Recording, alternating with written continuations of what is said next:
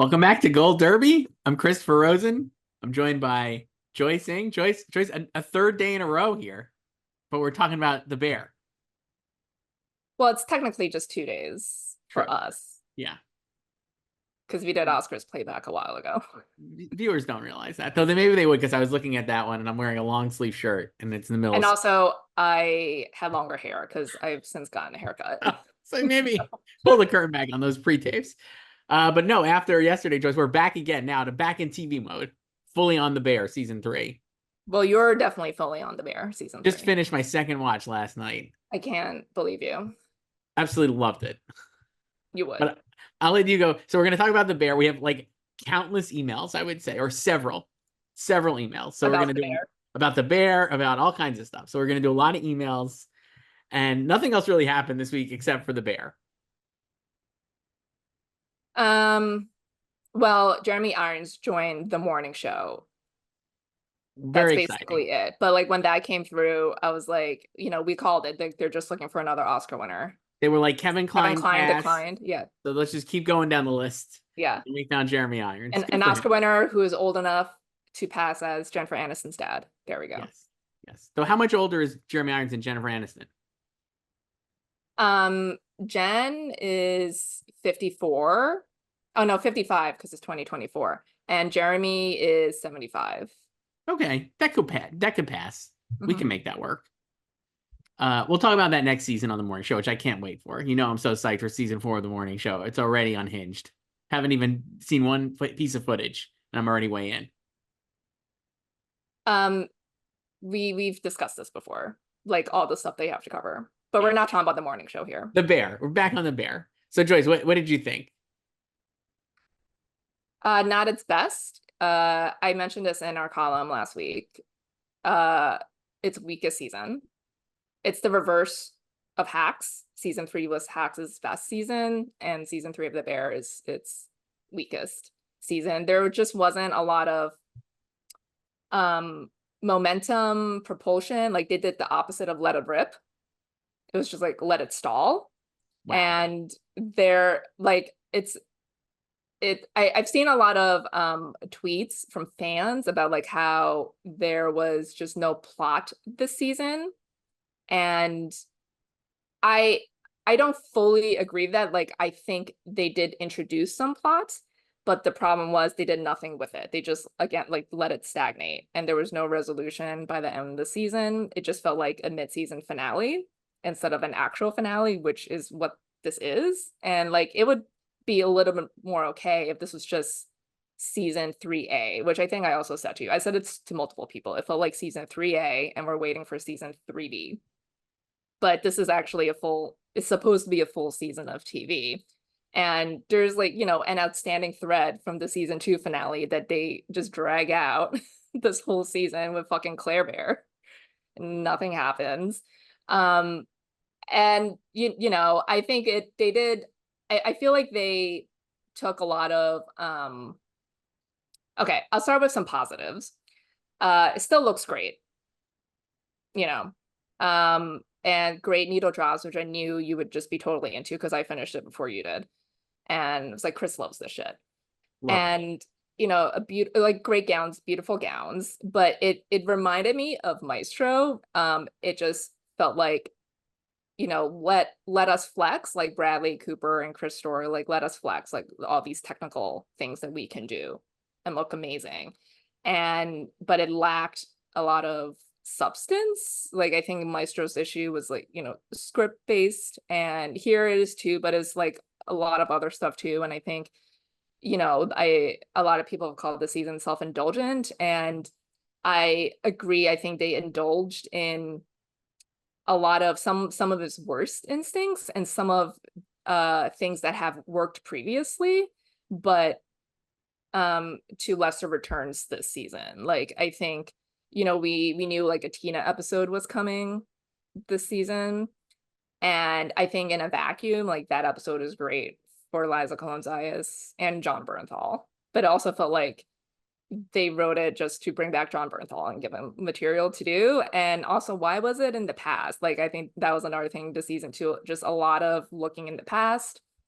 Because I felt like we it should have been, you know, in the present, and we could see her like learning how to cook and adapting to the bear and fine dining.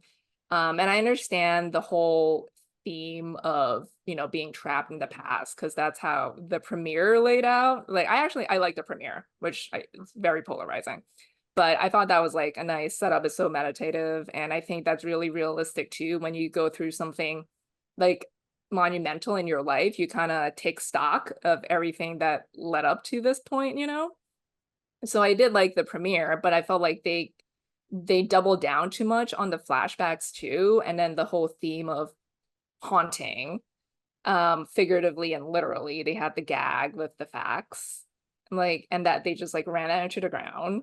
And like we already know, Carmi is haunted by Mikey and Joe McHale and now Claire Bear, but it was just like so much looking backward. I'm like, you need to move forward. Like you just started a new restaurant here. So, and then it was like, you know, like teasing some of these plots with no follow through, with like Sydney and the job offer, Richie and the wedding. We never see the final product of Marcus's White Violet. You know, the review comes in at the last minute, and those like snapshots of those the words in the reviews, like that's applicable to this season. I feel like there are like some brilliant aspects to it, but it's also dissonant and confusing, and I just felt like there was a lot of inertia in there. And but I like, it's not like total trash. I feel like it sounds like I'm being really negative. Like there are a lot of good aspects, I think. And I think if you look at certain things in a vacuum, like Ice Chips is also a good episode in a vacuum, but again, it felt like, oh, like let's just bring Jamie Lee Curtis back, right? Like I know it's supposed to be a bookend to Fishes, and they had some closure there with like her and Sugar, but it doesn't work. Like I don't think either of those like character centric episodes like work within this whole season because of the lack of momentum of the season. Because I feel like Fishes and like Honeydew and Forks work last year because there was actual story momentum, and then when you went back into the main plot of the show of season 2, you see how like those what we saw in those episodes like applied in the actual season, whereas like this is just like, oh, she's giving birth, and then we also don't really see her again the rest of the season. She just texts a photo of the baby. We don't even know the baby's name to her mom. And then, you know, just Carmi unhinged of the menu change every night too, which I think again, like there's a lot of meta stuff with like what happens in the show this season that could be applicable to the season as a whole. Like he's changing the menu every night. And I feel like the show is really trying to like, you know, show up, be gratuitous, and like we're changing like the structure of episodes. Like the first 3 episodes are totally different, right? And I like them, and I thought like that's a good setup for the rest of the season. But then the rest of the season, nothing really happens. But I felt like it was, yeah, kind of like really gratuitous. It's like, look what we can do. And then just kind of lost the balance of like the turmoil of Carmi with like actually running a restaurant and the joy of cooking too. I feel like the season was also lacking a lot of joy. I think you do kind of need that balance, because it's like part of the why the show is good in the first place is like it's so stressful, this environment that they're in, but every now and then we see why they love what they're doing. And it's also interesting as like layman watching people be good at what they do. Mm-hmm. Right. And I feel like we didn't really get any of that this season, and they just really double down on the misery. So I disagree, .gif, for a lot of it. But I think in terms of that, I think I think the issue, like all the stuff that's in the show this season, I feel like is very important. Like like there's multiple people telling Carmi basically to like have fun, right? Like it like kind of like, Yeah, but and they don't do not, anything. well, because he's not able to do anything about it, right? Yeah, Like I and that's the assume, problem. Like it's but like like that's not a problem. That's like the story they're telling. Like that's not a that's that's the story a they've been user telling since issue. season 1.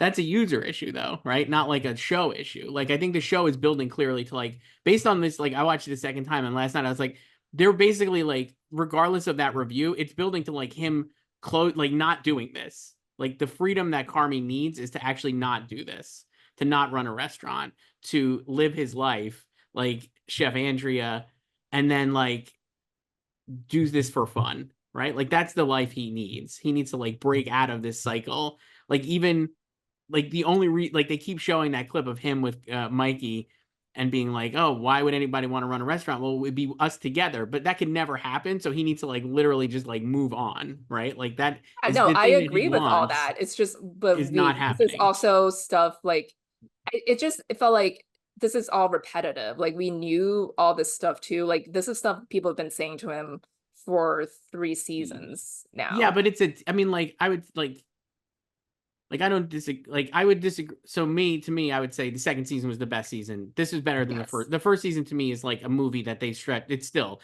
doesn't really work. You can watch the first episode, the ninth episode, and the 10th episode, and you have the whole. I've never rewatched the first season. Like I'm not a huge Bear stan in general. Like I Sure. think it's good and I've never watched the first season, but yeah, I think like I mean you could say the same thing about the first season that nothing really happens until the finale, right? But I think Yeah. the difference is like that was brand new, right? So everything was new to Sure. us. So I would say like this season is like better than the first season because it felt more like TV to me. It was funny watching it again because like this whole week I feel like because Lost went to Netflix, there's like obviously People were like a very bunch mad of about Vulture repurposing that story from 14 years ago. and like there's a lot of Lost content out there, and I'm like this season especially reminded me so much of like a Lost season because like those flashbacks that are like not important and telling us stuff we don't already know is like criticisms of Lost where I was like this rules, like all the flashbacks on Lost, the third or fourth Hurley episode, I was like fuck yeah, I'm in. So I was in on Tina, and I was even in on the Sugar giving birth episode, which is not a flashback but felt like Losty in that where it's just like we're just gonna focus on this character right now and get Yeah, this but I think the backstory. difference with Lost is even if you have issues of where the story went, it was still going somewhere. Like it, like this with the bear. Like I think those episodes this season, this departure, like standalone episodes would work in a season like season two. I mean, I don't know though, because they already had those episodes in season two, and Well, I yeah, thought they that's what I'm still saying. work. Like they were trying to replicate what worked in season two in I season three, but guess. season three was lacking like the propulsion I for see. I it. thought it had the. I mean, like to me, it was like I agree with you. I thought the first episode was good, but I knew immediately people were gonna hate it. We could talk about this later. We have an email about it, but I was like, the way they handled this season already turned off like actual critics and people who were like, do this for a living. So that was like a problem. And then the first episode is like not exactly what you're expecting. So that's another turn off. And then the second episode was I thought pretty good and like felt like kind of like episodes they've done before where it's like one location, not a bottle episode, though I'm sure people will probably stupidly call it that at some point in the future. I saw several tweets Wednesday night about that. Okay. So I didn't even see those, and I knew morons would be like, "This is a bottle episode." So I was like, "It's not a bottle episode," but like having one location and people coming in, I felt like that felt like very bearish, whatever that is. The third episode is actually my favorite of the whole season, and I was like, "Who is this director?" I didn't ever even like. It's like It's one of their DPs. it's Duccio Fabri, who also was like the first AD on like Good Time. And I was just like, yeah, of course he worked with the Safdie brothers because like it's so good. And the way I thought the whole thing was paced was like really good. That's Doors, I guess, right? That's the third one. That's Doors. Yeah, like again like Doors like I liked also had the best gag of the season with Fack in the mirror pro. Like as soon as he started walking out, I was like, he's gonna bring this back. Like I knew it, but I still laughed and I watched it like 5 times. I'll It give you also has the dystopian butter joke. really great. Yeah, We have an email later with that headline. dystopian butter. Dystopian Butter, which is good. It's Orwellian. I would say like I also think that if your threshold of facts is low, you would not like this season. I personally was like fucking in. Those guys are I knew you would like hilarious. the facts. It was way too many Oh my facts. god, it John was the Cena, best. like, why? No. John Cena was fine, but like Maddie Matheson is so funny. I think he's absolutely hilarious. Like He is, this is his but best season. the facts work in small doses. Like I still laugh just thinking about ROIs and RBIs. I Just was I loved him being like, I mean, my ranking the best friends, number one with a bullet, Carmy. I have the it best memory. I have the best one. It's just everything he said was so good. the problem with like too many facts this season is that it came at the expense of the, the other supporting characters on the show. It's like we could have also spent more time with Ebro. Like I was actually more invested in the sandwich window, the only place that's bringing in money. The sandwich window is great, and I love those two guys. The one guy is the guy who runs Mr. Beef, right? Like the Chi-Chi guy. Is that He's friends with Chris. he's great. Oh my God, that guy is like fucking such a great actor. Nothing like just a total natural. Felt like would have been so good on The Sopranos. Just another like B guy thrown in there. Uh, Ibra's okay. I thought that was. I agree. I loved watching them make the sandwiches, which I think is another. Like all of this stuff felt very intentional to me and not like a mistake because I was like, this is clearly like what the No, show I don't is going think to it's a circle back mistake. to. I think that that was the intent, and I'm just saying like I think this is why it didn't land the best because like I do like I think like the all the so like going back to the cooking thing, like I think they I mean I don't really get fine dining in general. It's just like the portions are so small, so fucking expensive. Like I don't, but like whatever. But like the all the food this season, it's like obviously Carmi is unhinged and new dish or new menu every night. And then, you know, he just tosses anything he doesn't like. But like the plating and the food, like it just looks boring, right? And I do think that is intentional because a lot of fine dining is like that, right? And it's intentional. And I do like the contrast between that and the very few scenes we get with the sandwich window where it's bustling. And who doesn't love a sandwich, right? Right. Like And I love yeah, that yeah. like that contrast. So I do think it's all intentional, and I just don't think there's enough of that balance because the high end food it just feels so cold and impersonal, and we know like I think it's purposely pretentious because like Carmi just wants the Michelin star. He's just chasing the star, and I just don't think there's the balance with that and the misery. And like I feel like food was a character the first two seasons, like with the sandwiches in season one and like last season with omelet. Like I wanted that omelet that Sydney made for Natalie. Well, you have that this season, I think, again, with like the flashback, like the things that Carmi has lost by chasing this thing But that he like they're can't not the reach. same because they're just like I feel like they Like with just the chicken and stuff when he's making the chicken in the finale. I thought that was like no, very but like similar to that's the it's not omelet the thing. same because like I was waiting for like in season one, I was like I was rooting for Marcus and his donut. And here I was like, oh, he's gonna do a white violet dessert. We don't even see the final product. Well, Like and the scenes in the finale when they're when the rest of them are at the funeral and then the other cooks are just, you know, messing around the kitchen and like working on their dishes. Like that was great. Like I feel like we need more of that. I guess I would say like the only like I thought the things in the finale that I loved were they're actually the things everybody enjoys the most are the Eggo waffles and the frozen pizza, and I thought that was like notable too at the party at Yeah, the end. because it's like we should have never changed this from a sandwich shop in the first place. And I think like clearly that's where this is all heading, right? Like Yeah. that's definitely, and I would not be surprised if the fourth season is the final season. Like I know they've said maybe 5 seasons, but I was like, this feels like it could end after 4 seasons. I mean, Sydney should just take the job offer and make her new restaurant a sandwich shop. I was gonna say like the issue, one of the issues I have not, so I like really like the season. I guess I would say like in terms of like the repetitiveness or stuff we already knew, I feel like that's like I just don't agree with that criticism only in terms like broadly because I'm like all these shows are the same. Like it's just like Hacks is the same thing. Like there's so many repetitive things on Yeah, but I Hacks. don't need to see. Okay, so like in season one, we got like brief glimpses of Joel McHale being an asshole to Carmi, right? That's fine. Yeah. Like we get the point.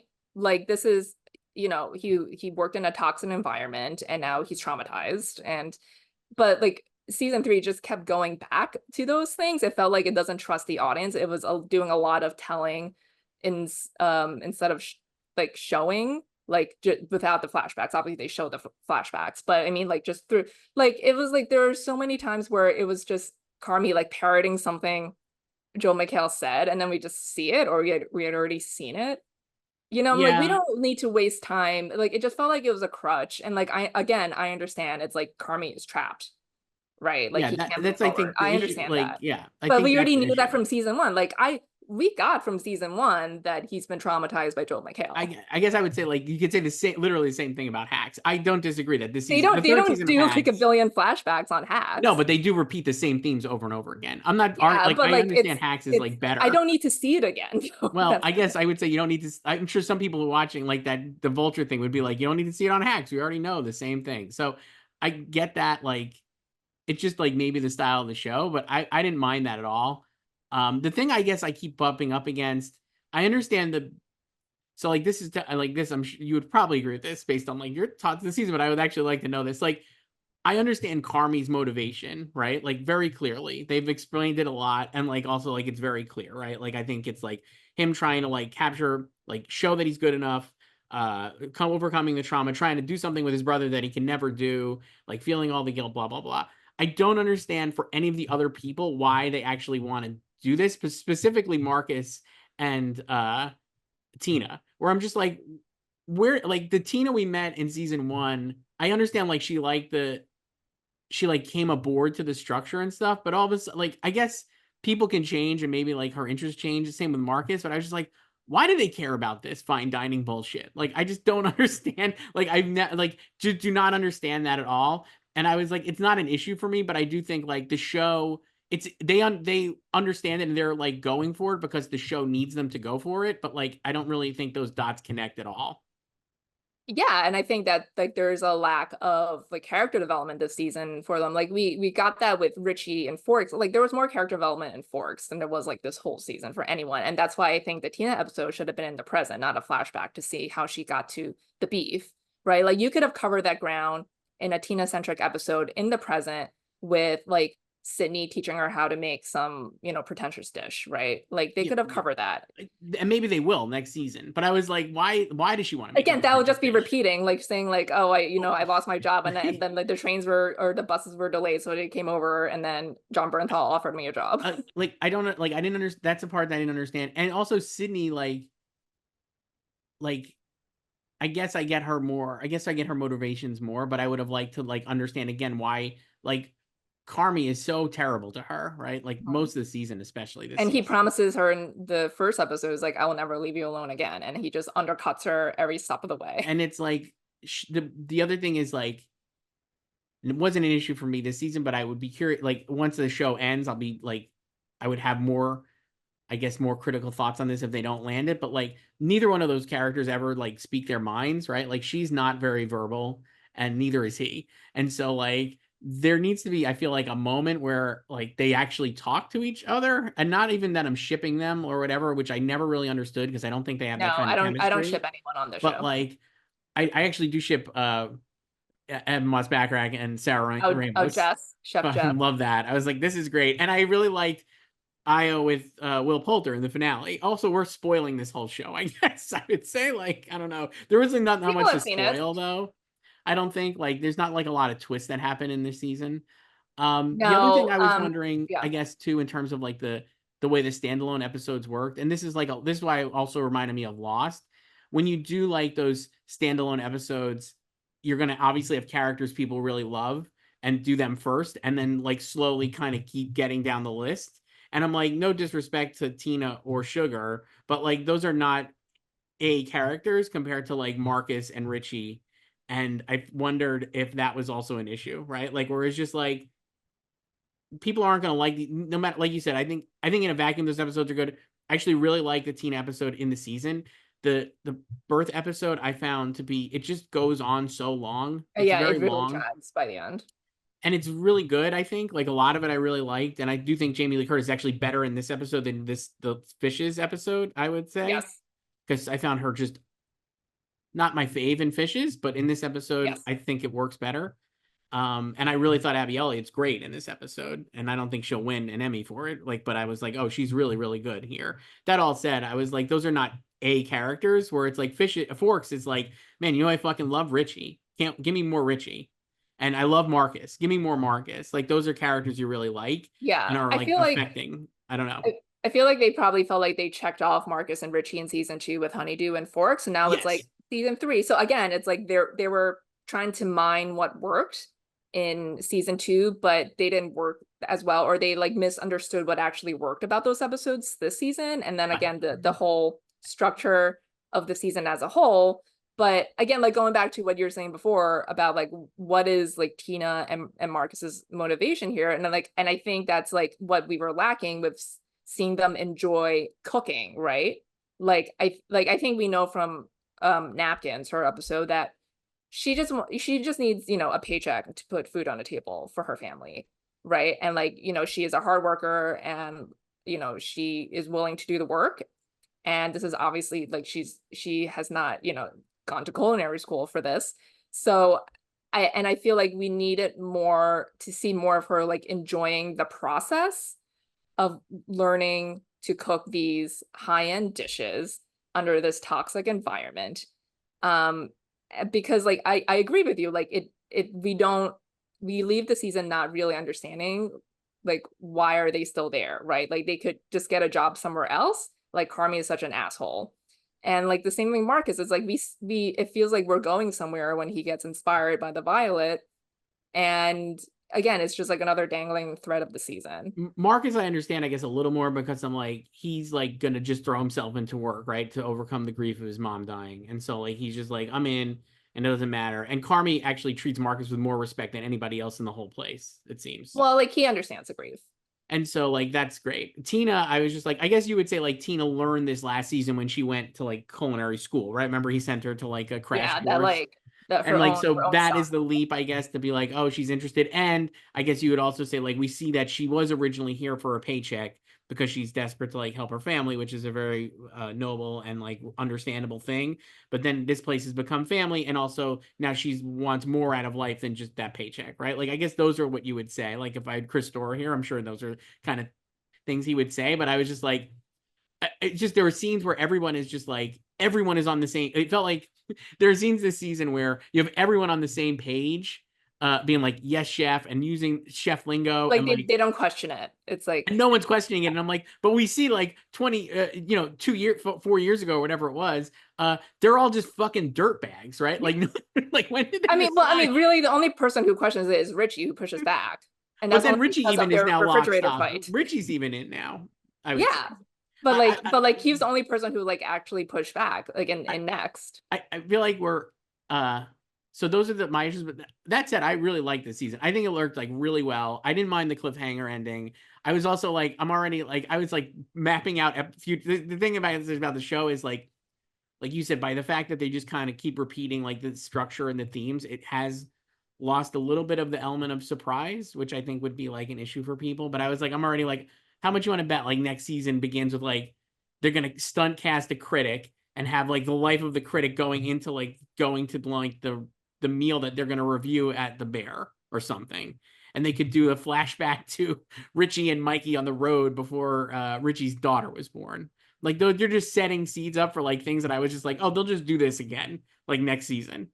Well, yeah, I think in general they really like to play with form, Yeah. right? And I think they just did way too much of that this season. It's again, it's kind of like Carmi messing with the menu. They were playing with Yeah. so much form, and then like the novelty also kind of wears off, especially if the final product is not amazing. I guess I would like, I think that definitely is intentional. And I didn't think the final product wasn't amazing, but I do think like the thing you said there, what I would agree with is it's certainly based on the reviews. Although like the dissonant like words that are popping up in the last second are all things that you would say about this season of the Bear. But I'd rather see this kind of season of the Bear than like a mediocre fine season or like a retread of season 2 personally. But I know that's probably not what people wanted out of the show, I guess. No, I mean, I had like no like expectations going, or like I didn't go into the season like with something in mind of what I wanted to see. I don't really go into any season like thinking that, like not even like Succession, when people are like, oh, like what do you think is gonna happen like between like like Logan and Kendall after season. I'm like, I don't care, just like show it to me. Right. So they just showed it to me, and a lot of it felt like languishing and repetitive, and like also the restaurant itself, it feels like it has no identity. Like it just feels like it's just another like high-end joint, right? Like there's no personality to it. And again, it goes back to like the food being like cold and impersonal, right? But I feel like, I mean, listen, I'm no expert in like cuisine, but it feels like a lot of like just restaurants in general, and like new restaurants that open too, like they have like a hook, right? There's like something like there's like a good like elevator pitch about it, and I don't know what the elevator pitch for the Bear is. It's not good. But I also think and then all like this is, again, like, him changing the menu right? every night, But like, I agree, it's intentional, like, but I think like that is the problem, because like again, there's no balance between like the chaos and like the calmness, or like the misery and the joy too. It's like we don't see anyone actually enjoying the dishes there, you know? We don't see anyone enjoying the food. I would say there is moments of non-misery, obviously, between everyone but Carmy. The other thing I would There say, was a tweet, I think it was yesterday, someone compiled like all the season 3 moments in which Carmy is I happy, saw and it was this. 25 seconds It's long. really funny.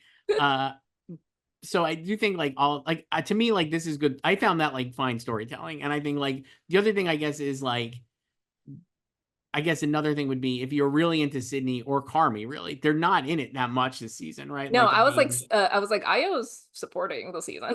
so I wonder if she'll go back to supporting. I guess I don't think she would, right? Like clearly, once you go to I lead. mean, you know, like Elizabeth Moss did that with Mad Men, like switching back and forth, or January Jones too. And we talked about this, like we knew. So in terms of like its Emmys, like and whether this season would help or hurt it, I think it would be do neither. Like I don't think it matter. Like I don't think it's bad. I don't think it's bad. I certainly don't think it's like Ted Lasso style where it would like even maybe move the needle at all. Um, so I was like, I think it's fine for this season. Whether it wins for season 3, I think would just depend on what else is coming and like whether Hacks is even like the Hacks third season was better than the Bear third season, but they're obviously not against each other. But is No. the Hacks fourth if the Hacks fourth season is as good as the Hacks third season and it's Hacks season 4 versus the Bear season 3, inertia of the voters aside, I think you would have to say like in a vacuum that Hacks would be better and should win. But like this season, I don't think season 3 of the Bear will knock season 2 down and have Hacks win. No, I still expect the Bear to win series in September for technically season 2. Yes. Even though I think Hack season 3 is better than the Bear season 2, but I think Yes. I don't think the Bear will three-peat. I think it'll just kind of be like Ted 2, just fall short of the three-peat. Like I feel like this, like I don't think the reception, again, I don't think the season is trash. Like I think the reception it just leveled down a little from season 2, right? And Yeah. I think most people would say that. They would Yes. agree that it leveled Even down. I would say that. Yeah. Season 2 And is better. so I don't really think that will affect season 2. Like you could argue that like, oh, Emmy voters are just voting for season 2. It's like, devil's advocate. Like you could say the same. Like if this season were amazing and better than season 2, you'd just be like, it's definitely winning. Like this will affect voters this summer. And now Sure. because it's not as good, you could be like, oh, like it won't affect it because season 2 was already good. But um I think this season will probably have trouble sustaining momentum, like going to the winter. Like I could see like the winter awards going differently. Like But who Hacks would has already won the Globe, Yeah, but Um, what would season like in the Winter Awards, season 3 of Hacks would be season 3 of The Bear would be against what? Like season 3 of The Bear season will be up against season 3 of Hacks. right. Season So in 4 of Only SAG Murders. Awards, right, or Yeah. whatever. And so in Um, that place, maybe and then Hacks. it's like going into next year's Emmys when it's actually competing for season 3. And then we'll assume that it'll have season 4 this time next year. Like they were supposed to shoot it simultaneously, but they have since said they didn't complete season 4 I yet. saw So that. I'm like, that was confusing I feel like they probably just shot like half of it or something. So they because have they're to gonna have to finish. really finish it because all the actors are in actual movies. Yeah. So they still have to finish that. So it's like we'll see what happens like It, if season 4 is here this time next it year and if it's an improvement or not. So based on the way it ends, like it, and you're right. Like I think that this was definitely if you want to say 3A and 3B or 3 and 4 together, it was definitely envisioned as one story, right? Like the story of 3 is going to finish in season 4, whereas season 1 and 2 were more self-contained, even though they ended on they were cliffhangers. seasons. Yeah. This was still a season. It just is like not going to end until season This 4. So is I was like, I no, do think like, it's half of a season. so I would say like, based on that and based on how it seems like the story will wrap up for the 4th season, whether that's the end of the show or they go on, it will definitely be a more enjoyable season because all the stuff I think you and others have expressed issues with would be resolved in a great way in season 4. So I'm like, season 4, if it comes out this time next year and people are like, man, the Bear's back, this show's great, blah, blah, blah. Then all of a sudden, like maybe season 3 is fine and wins depending on like what happens with Hack season 4 or a new show, like you said, that no one is aware of now that comes in and kind of steals its thunder. To me, it seems more realistic. Like, no, you know how much I love Hacks. But to me, it would seem more realistic that season 3 of The Bear would lose to a new show than season 4 of Hacks at the Emmys, just based on the fact that I don't Well, think they the would new show go needs to be huge, like The Bear was. right, which it could happen. That could happen, right? We don't know. You don't know the future, but like It's yeah, like it, like the Hacks deserves to win for this season, and yes, I feel like it'll come up short, because I feel like it the Bear can still just like squeak this out like for yeah, another one, and again it's technically still for season 2, which was great. so yeah, Not as good and as the Hack season 3, but still great. so Like to I me, think it can still win. It's kind of like Ted winning again for season 2, right? It was just like, like Abbott couldn't beat it, Hacks couldn't beat it. So it was like, I mean, in this year's race, I think Hacks is the only competition for the Bear. Um, but yeah. yeah, like next year, I mean, like people could just be like going off of it too, Yeah, but so. if they went off, I guess the thing I would say is if they went off of would they go to the 4th season of it? Like, let's say you're like, I agree with you. I think it'll win this year regardless, even though I think Hacks deserves to win because season 3 of Hacks was better than The Bear season 2. But for season 3 of The Bear, and let's say season 4 of Hacks, like would they go to a new like would they go to a 4th season of Hacks having not have it won a series win in 3 seasons, I guess? Do you think that would be more realistic, or would they have to find like a new show that's like The Bear again, like a I new mean, Bear? Veep won its first comedy series for its 4th season. Okay. Schitt's Creek obviously won for its last season, season 6. Schitt's So Creek, I think, is like different because it felt like a new thing because people were yeah, but like discovering it. I'm But saying Veep like is a good comp. older shows have Right. won before. So like Right. Veep just had to wait for them to be done with Modern Family. Right. So then the Bear would be done if they're done with the Bear. But if the 4th season of the Bear is great, then maybe they just kind of come back to the season and don't care. And in the acting side, like Jeremy and Evan Moss-Bachrach, completely fine. Obviously will Yeah. win. And like I feel more confident than ever that Gene will win I felt great about Gene and Hannah after and season 3 of The Hannah. Bear. Now that said, I would have we like we both already had Abby Elliott and Liza Colón-Zayas in our predictions, which obviously I think most people would. And while I don't think either of them will win, I think they'll be like, if I was ranking them, I would put them in the runner-up spots behind Hannah based on the 3rd season because I think those episodes, like you said, at least in a vacuum, are really good. They're both great in those episodes. And while like no disrespect to like Sheryl Lee Ralph or anybody else who's going to get nominated, I feel like there's going to be an enthusiasm for them. While I don't think they'll win, it's certainly more likely to me that they would be in the top 3rd of the ballots than the bottom. I think it's good for Hannah that, her 2 competitors from the show that's probably going to win series again, they each had a character Yes, episode yes. in season 3. So it's Yes. like, which one do you like better? Which one did you prefer Yes. from season 3 of The Bear?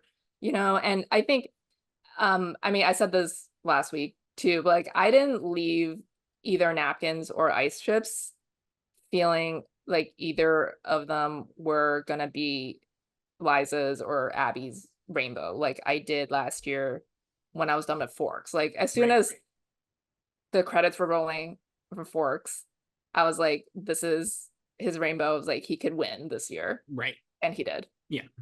I agree. I didn't think that either. And I think even again, based on like the rollout of this season, like I think that FX knows that they're all safe for these nominations. Like last year, they needed season 2 to help remind people why season 1 was good because it was out in June. It was like a year, like a full year earlier.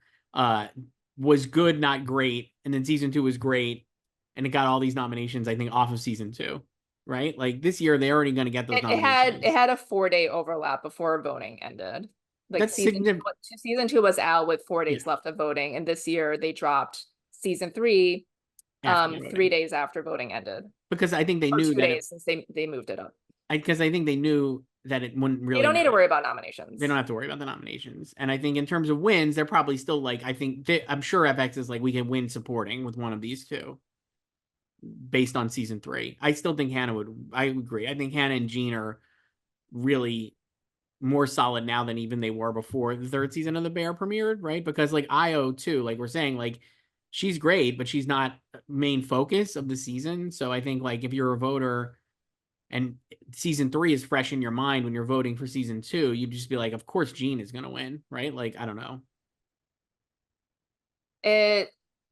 Yeah, I mean they've obviously have never faced off before. And I mean I think Io was good, and I mean she's such a borderline case too. Like I understand why she made the move to lead. Season 2, I could see it for sure. Yeah, Season 3, I do think she was maybe like it was, supporting. yeah, supporting. I mean like even if you're gonna like even count like episode appearances, like she's missing from 2 episodes too. Like In well, terms so is of, Jeremy. so let me ask you this: in terms of like next year, is Oliver Platt back in guest? Do you know off the top of your head? I didn't count like how many he was in. Let me see. But I was wondering if he'd go back to guest. Because he's in 9, because they were trying to like redo like the Steve Bartman speech too with his when he was like, I'm gonna pull the money. So technically he's in 1, but like in flashbacks and stuff, they did shoot a new scene with him. Does that count? Like Yes, so he's in in 1, 2. 2, so he's in 5, so he's supporting. Yeah. So he'll be back in supporting. That's fine. Yeah, I guess it's like weird to talk about like the season 3 Bear prospects without knowing what like Hack season 4 is, and also like without knowing what other new shows come. I will say, I think in the winter, unless there's like voter atrophy, which there probably is because nobody cares, I think Hack should do really well. Like you said, like at SAG and like Golden Globes, I think it should win over the Bear if it's season 3 versus season 3. Head to head, season 3 versus season 3, the Hacks is better. Mm-hmm. So if it's a meritocracy, which it's not, then Hack should win for its 3rd season over the Bear 3rd season.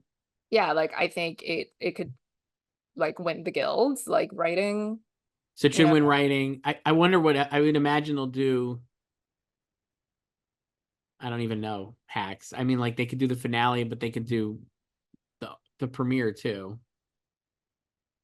What For writing? For the guilds? Well, Yeah. well, the main award is for the whole writing team, and then they Right. have the episodic Episodes. categories, which are juried. So they'll probably just do the finale. Okay. So Hack should win writing, and maybe directing. Though I think they could make a case for, like I said, like I think the 3rd episode, Doors, is like the best. I absolutely love that episode, but not directed by Christopher Storer, so I assume it'll get deprioritized, and not directed by like Rami Youssef. So the fact is, I'm sure they'll do the Io episode and like the Christopher Storer episode. I mean, he directed Most of and it. wrote most of I think he did the season. 8 of the 10, right? Or no, Joanna Callow did. I think she had. Joanna did one. I think she did Legacy. I think that's the 7th one. Yeah, and she 'cause wrote she Ice Chef. directed Legacy and she wrote Ice Chips. Yeah. So like, yeah, Hack should do well there though. I could see Bear winning VGA. Yeah, I think that also kind of depends on how many they will submit, because I feel like they probably would do IO too. Yeah. They'll do like IO and Chris maybe, and maybe Right. and like Hacks they always just do one, so there's do Right. like Lucia for Bulletproof. So yeah, it'll be interesting to see the winter awards. I mean, so we always talk about like when shows drop a new season in the summer that could boost their chances for their previous season. And we always talk about it in a positive way. So it is like I do think it's valid to be like, if the new season is not as great, like can it affect it negatively, I guess I think it would need to be much worse. I thought this was a good season, and like I thought like if we're comparing, like Ted Lasso is like the case study of this, where it was Ted didn't drop season 3 in the summer. It dropped in March 2023. Sure. But it was so not great that we thought it was going to maybe affect season 2's chances. No, because season 2 didn't have season 3 to write off of, because there was Ted didn't air in 2022 at all. So That's Ted right. aired in 2020 and 2021. No Ted in 2022. It's That's the right. one for season 2, and then it That's came right. back in March 2023. Right. So like that it didn't. You're right. it didn't experience what the bear is experiencing now. Yeah. I don't think it's. I just don't. I just would disagree that the response is anything that would affect it. I do think there was a definite drop off in just like online buzz. Like I remember the first weekend of season 2 last year, there was so much chatter about it. Like it felt like everyone on my feed was watching it and talking about like how great the season was. It was like FOMO because everyone was watching it and they were like, oh, I better stop watching The Bear. And then this season, this past weekend, it just felt like it was a lot quieter.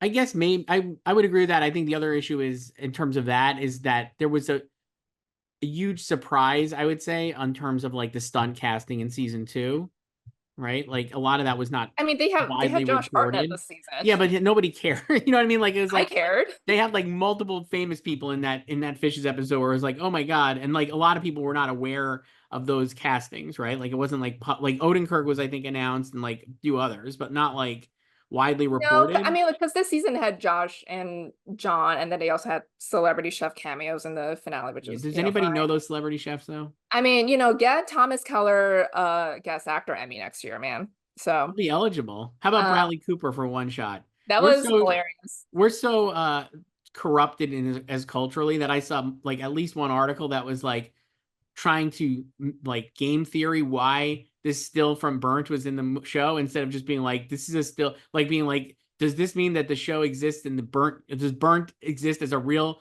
chef? It's like, and I'm just like, what if it's just a still from the movie that they put in the show? That's what I it felt mean, like to me. So it's like, I mean, what everyone should have been saying was it should have been from Kitchen Confidential. well, certainly A, but B, I was just like, why is this anything but a still? Like, why would it be that he's a real Because chef in the everyone needs universe? to, I think it's also how Lost has corrupted people watching TV. Like everything is a mystery box, everything needs to be That's solved, what everything is an Easter egg. we've definitely been broken. That's what that was this. Anything else here, Joyce, before we get to our countless emails? About the bear, so more of the bear. More of the bear. More emails about the bear. Um, let's see. I did really love the music. You're right. I was weighing on. I thought this season, and you were saying earlier, I guess I would say this definitely made me think of, like, I know you hate this because TV is TV and movies are movies, but this season definitely felt way more like cinematic, and Christopher Storer obviously trying to be a movie director in a lot of I mean, places. again, I told you, it reminded me of Maestro. It was like, let me flex my Yeah, but skill. Maestro sucked, and this was good, I guess would be the But difference. it's the same like techno. I mean, like that Wonder in the beginning of Maestro. It's like the same thing here. Yeah, It's like all I like the just, I guess I flourishes. would like, the issue I would have is I thought Maestro was pretty boring. In this, I still think the characters are good, but I would say like in terms of like the show, who's the editor? Joanna Nagel? How do you say her name? Joanna Nago. She's the main editor. There's a bunch of them. Wow, Joanna Nagel, just absolutely one of the best. I was like so like absolutely vibrating watching these episodes. I was like, she should do like, I can't wait to see what she should win an Oscar I in the next talked to 5 years. her. I talked to her a couple months ago, and she also did Fishes, and she won last year, obviously.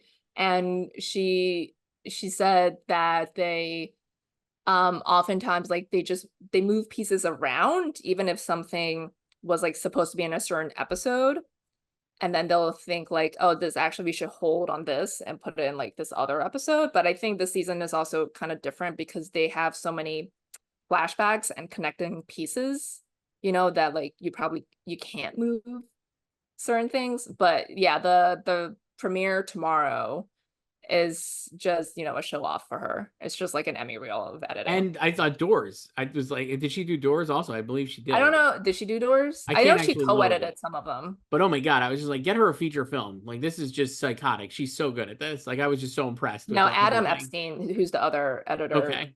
All of them. Adam also did Forks. Get them all feature films. Just great. Tomorrow is also great, obviously. I just was like, this show, the tech stuff on Yeah, the show is and I do like, unmatched. that it's called Tomorrow and he's stuck in yesterday's. That's kind of cute, but then the whole season is like stuck in yesterday's. So we have tons of emails, like I said, Joyce. I guess we'll start with the bear one, right? Why not? Since we're talking about the bear. Did you organize these? Like, did you bucket them like you did with Austin Butler question? No, but I'm gonna start here with Gabriel. This is a first time emailer, multi-parts. I should have bucketed them, but you know, my computer's not working right, so we're doing what we can. Hi, Joyce and Chris. This is my first time emailing. I've been listening to you since the last Emmy cycle. This is my second year following the Emmys and third following the Oscars. I look forward to the podcast every week. They provide useful insights and an abundance of interesting opinions that I agree with as often as not. And I love the wry banter. I have plenty of thoughts and questions about the Emmys that I've numbered by priority. You can read the first few if you don't want to read them all. Gabriel, thank you for that because I will not read them all. This one is just a general interest question, Joyce. Maybe you know the answer. Where can one acquire the official Emmy ballots for past years? The TV Academy website seemingly posts them every year, but only the latest ones will be available at any given time. Someone somewhere probably has downloaded them, but I can't find them anywhere. Only the stupid print them yourself ballots that many publications love to make. Yeah, they remove them from the site when voting closes. So I'm sorry, Gabriel, I can't help you there. You just need to download all of them when they go up every year. Unless you could find someone who has downloaded them every year and they could upload it to, you know, a cloud or like a Google Drive for you.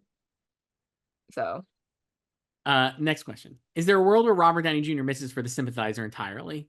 Everyone has him first by default, but the show hasn't really been a hit. And I also think if you love the show, you probably feel a stronger emotional connection to Fred Gwynne Khan's Bond or Dwan Lay's The General. Side note, it's a crime V. Lay wasn't submitted. Yes, I think you can miss. That would be great. And no disrespect, I love Robert Downey Jr., but I mean, imagine what people would be like if he missed.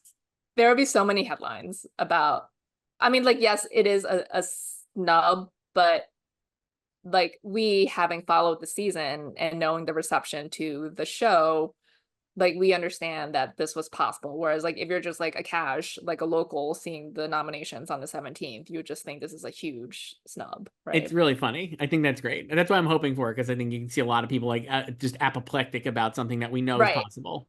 And then it'll also like, because people also are defaulting to him for the win. So it'll be like, who's gonna win now? You know, like he probably also wasn't gonna win either. I mean, I still have him at first, but I'm like, yeah, I don't know if he gets in, if he's even gonna win. So Ripley and Sugar, this is the last one from Gabriel. Ripley and Sugar are excellent. Ripley was so immersive, and the cinematography, music, editing, and sound are all amazing. Andrew Scott was great, and I didn't mind his age at all. I hope Dakota Fanning can snag a nomination. She was especially good in the finale. Sugar drew me in from the start and never let go. The characters and the mystery were very compelling. I knew the twist going in, but as a sci-fi fan who loves plot twists, I can imagine I would have loved it anyway. Colin and Amy are both fantastic. Thanks for reading. I look forward to hearing your final picks. That's Gabriel. We haven't talked about Sugar in a while. Want to say anything about it now? I can't believe Kirby submitted in lead. Fantastic. What a flex. That's like Rob Lowe going lead for everything. In terms of Ripley, all those aspects I think are great and will get nominated, but I still don't think it'll make it in for series, as you said. Oh, did you drop it? I did. Oh, what did you put? Well, I now have Masters of the Air. You have Hunks? I'm not sure it's gonna. I'm really leaning towards something else, either All I Cannot See or Griselda. I just feel like, yeah, I'm not sure Masters like. I'm just not sure Masters of the Air will make it in. I think it's like still like if it was on Netflix or HBO, I would have absolutely had it in. But I think the fact that it's on Apple, no disrespect to our friends at Apple, I'm not sure it was as widely circulated as it could have been on another streamer. I think there are a lot of potential shows that could take that last spot and are also more, you know, broad than Ripley. Ripley just feels like a red herring to me now. You've convinced me. I think it was those ballots that convinced you, because 3 out of thousands did not vote for Ripley. True. But yeah, I feel like I want to go back to, or not go back, or just go to All the Light We Cannot See, because it did get PJ and DJ, which is what Obi-Wan got last year, and I had Obi-Wan last year, and I took it out. You should do that. I will not do All the Light We Cannot See, no matter what. Just to let you have Griselda. I'll do Griselda or something. Just I don't want to like step on your. I don't want to steal from your picks. So I'll let you have All the Light We Cannot See. But it does make sense when you talk about it. You can email us at slugfest@goldderby.com. This one is from Jason. The subject is the bear actresses, Joyce. The reason I thought the other one was about the bear was because the subject was dystopian butter, which is truly one of the funnier jokes this season, I would say. Hilarious. This season, I feel like we didn't even talk about like the accusations that it's not a comedy. We have the season is funnier. We have an email about this later, and I have like many thoughts on this. So that's why I was saving it. Hi, Joyce and Chris. I was going to ask you about the bear supporting actresses Abby and Liza, but you beat me to it as you assessed very well in your Friday column. I agree that we have a reader. We do. Wow. I agree that each of their season 3 showcase episodes gives them a boost in making them more competitive to win for the Emmys, but they were both so good that it may be tough to pick between them, and they cancel each other out. Also, it feels like Jamie Lee Curtis will be getting her second Emmy win for Ice Chips next year, even though she hasn't won her first Emmy yet for Fishes. But Olivia Colman makes a good competition. Jamie versus Olivia is showy versus subtle, and both are excellent. Do you think Emmy voters will award Jamie for both seasons, or does Olivia have a good chance to win also? That's from Jason. I prefer Olivia in season 2. I loved Olivia in season 3. I love her in season 3 too, but I think like Jamie will win for season 2, obviously. I agree with what you're saying. And like we just said before, I thought Jamie Lee Curtis in season 3 was much better than she was in season 2. Yes. I mean, I like Jamie in the season 2 finale. I thought she was better in that than in Fishes. Her scene with Pete. Yeah. Fishes is a little overwrought. Yeah.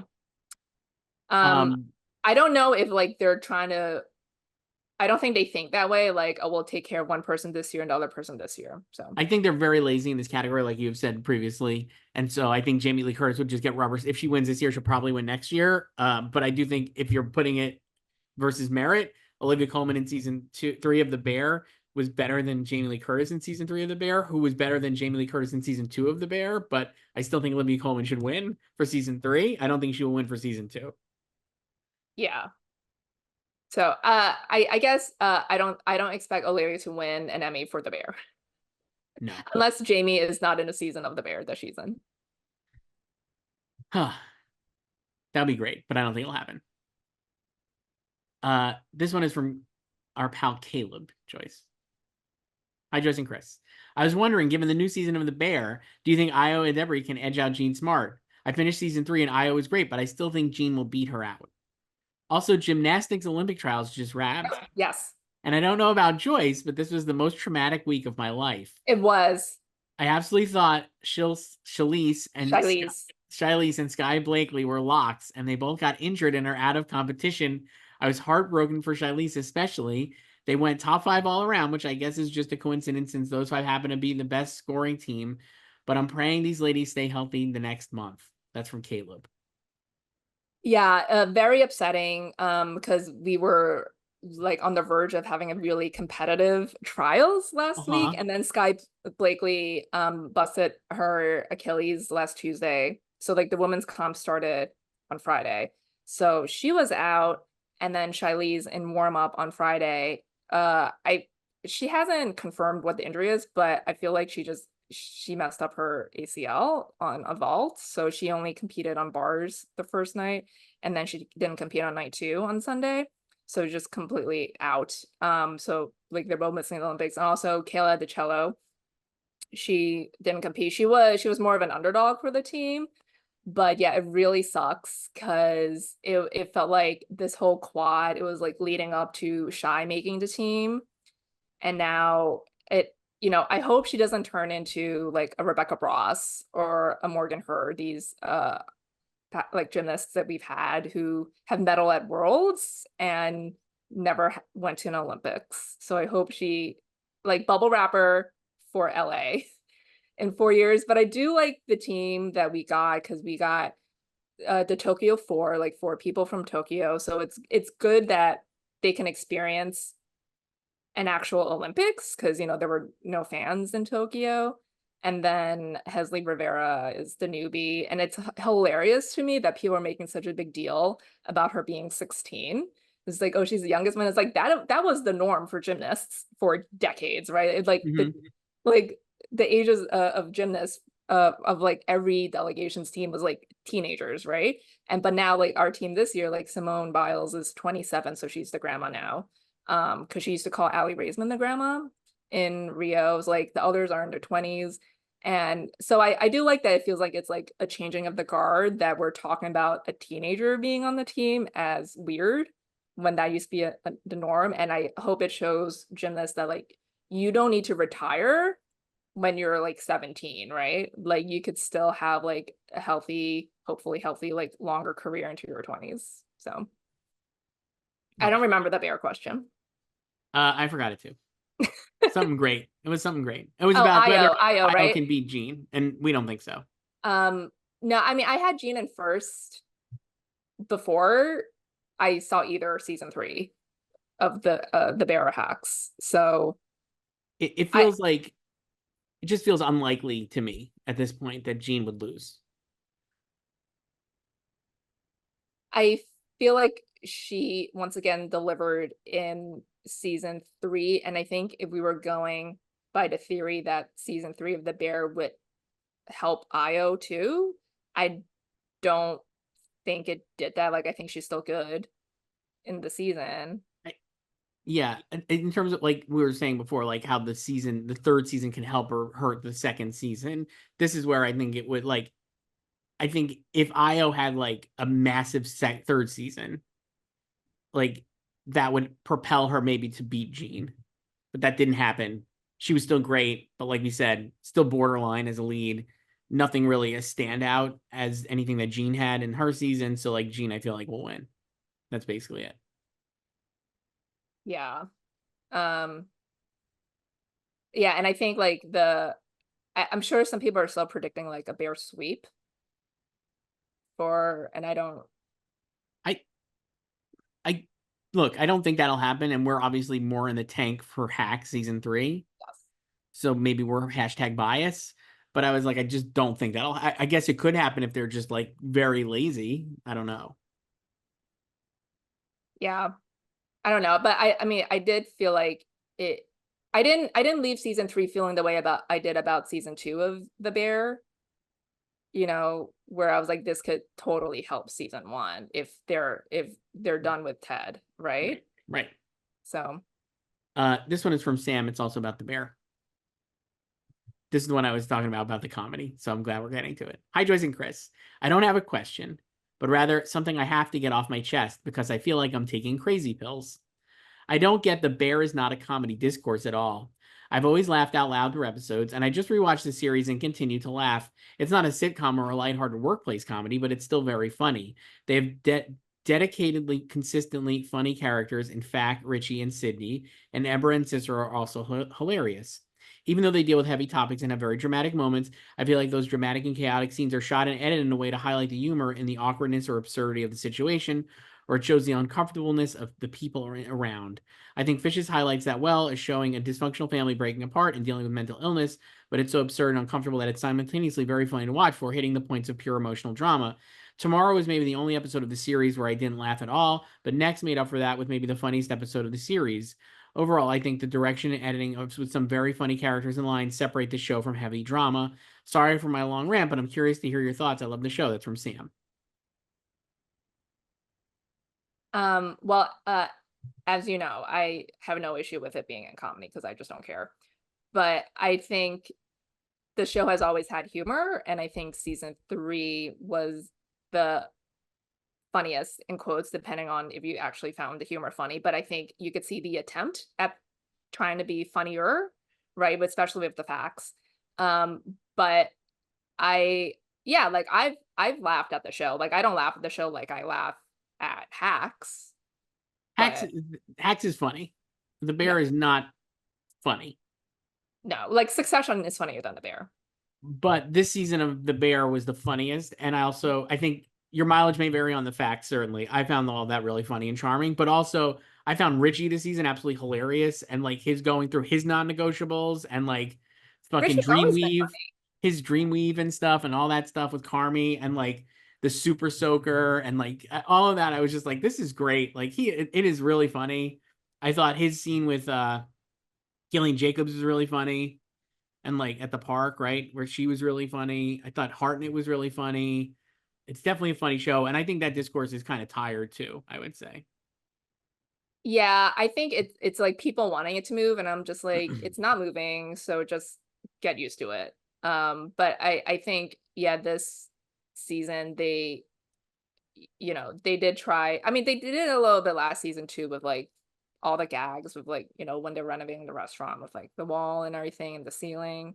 That felt like a little to me. That one, those felt forced in a way. This season, I felt like hit its stride with the comedy. I feel like they actually probably really worked on making it more organically funny than like the thing. I You know mean, what? I think the double down on the facts felt forced. I found that great because I was like, I think the second season, one of the things they tried to do was make Carmy a little funnier, right? When he's like throwing the phone and all that shit. And I'm like, Carmy's not funny. And Jeremy Allen White maybe is a very charismatic actor, but comedy is not, I would say, something that I would look at him for. But everybody else around him is very funny. And so this season it felt like they were like I would leaning more into that. say like he is capable of comedy if you've seen Shameless, which is like Yeah. kind of like similar in tone to this, but like this is obviously uh it gets way So darker maybe it's too. Carmy then. Maybe it's And a Carmy issue. Carmy's not funny, like at all. no, So he's just like this like humorless. imperious asshole. Humorless. He is humorless as a character. So like last season, trying to do things to make him funnier felt forced. Whereas this season, the facts are fucking dumbasses. Like like Richie's an idiot. Like and the comedy in them felt way more organic to me than like trying to make Carmy funny, which a little bit of Well, season two the they the did. facts is like they're obviously comedic relief, which I get. I just felt like they weren't the material they were given were not that funny. Like, and then like the haunting thing, I was just like, okay, just move on. Like, Oh, I love move on that. the joke. I'd love that. I think that's another issue with the season. I think if people don't like that, they will not like the season. Like basically, straight up. Here's another bear one. This is from Alicio. Hi, Joyce and Chris, longtime listener and Gold Derby user here. Thanks, Alicio. I was curious if you think the mid to bad reviews for the Bears' third season will have effect on its Emmys chances for series writing and directing. It seems most of the reviews are critical of its writing and directing in season 3, and there is a much more vocal campaign regarding it not being a comedy now than ever before, under Joyce saying voters don't care about what people say on Twitter here. Uh, HBO really knows how to run a campaign and get high profile wins. Seeing as they won't have serious contenders in the other big program categories, I wonder if Hacks might be riper for an upset than we thought. I'm expecting it will be the second most nominated comedy right behind The Bear. That's from Alicia. So we didn't mention, like, in terms of writing and directing, that is interesting. Do you think that, well, I think The Bear will still win for series. Do you think that this third season would help the Hacks win against The Bear season 2 in writing and directing? I think Hacks can win writing. But but we know how the directing win is usually linked up to series unless it's a triple vote split, which only Succession has overcome. And the Bear only submitted 2 in directing, and I think it'll just go to Fishes. So Do you think now, would you say, like, I before don't that, think any of season 3 will affect that, really directing or writing or both? affect their chances for season 2 of Yeah. I don't really I don't like I think like when they're going to be voting in August for the winners, I feel like if you're a director and you're voting in that category, you might also be reminded about like how much you enjoyed that episode of Fishes, Right. and then you might, and if you did not like season 3, you might forget about that. But I'm sure some people will take season 3 into account Yeah, too. I think what you're saying about the directing win and being so locked to series feels right, but I do wonder if it can sneak a right. Hacks can win for writing. Yeah, like I said, I think like Hacks Yeah. can win writing because like they make better choices in writing. They're more adventurous. And so I I guess I think would say, like, that's before the possible. third season, I would not have split though. I think I would have had Bear, and now I would probably let my fandom for Hacks fly and pick Hacks for writing and the Bear for directing. The Bear only submitted 1 in writing, so it's not a double situation there, like in directing. So This one is from Steve Joyce. He had emailed us before about Hacks. Hi, Joyce and Chris. Nothing makes my day more than hearing my emails read by you. Wow. The excitement while driving is a thrill. However, when you both disagree with me, then I'm no longer happy. LOL. If you recall, Steven said that Hacks was not great. The Woods episode was dumb. One for day. him. Yes. One Yes. day. Last week. Yes. LOL, I stand by my comments that Hack's hiking episode is still the worst of the season and super boring. However, I should have refrained from emailing right after I watched the episode. I was overwhelmed with emotion and should have slept on it. I will say, par for the course and the Christmas Spectacular were amazing episodes, so I'd take back my anger. Thank you for putting me in my place. I have We're not trying to put you in your No. place. I have a game for you to play as well. It's pretty simple. Since 2000, who should have won an Emmy in the major categories? These can be any shows that aired during the last 24 years, whether they were nominated or not. Mine are Weeds in Comedy, Marcia Cross and Larry David in Lead. Supporting would be Kim Cattrall and Ed O'Neill. Drama, Friday Night Lights, Mandy Moore and Jason Bateman. Supporting, Lena Headey and Alfie Allen. Thanks for keeping me informed and entertained. Wow. Obviously Better Call Saul for me. Jonathan Banks for 5-0 season 1. Off the top of my head, I'm having a tough time thinking of anything, but I love Friday Night Lights, so I would say that. And the OC for I would Friday put Night Lights comedy. for series because it won writing and Friday Night for series, and I would say the OC, which I think you could put in comedy. Fraud into comedy. That's okay, sure. I don't know. This is a first-time emailer, Joyce, from Taiwan. Ooh, is this our first from Taiwan? Maybe. We're international, maybe. Let's go. Hi, Joyce and Chris. This is my first time sending an email. I am a listener from Taiwan. I hope I'm not the only one here who listens and watches your show.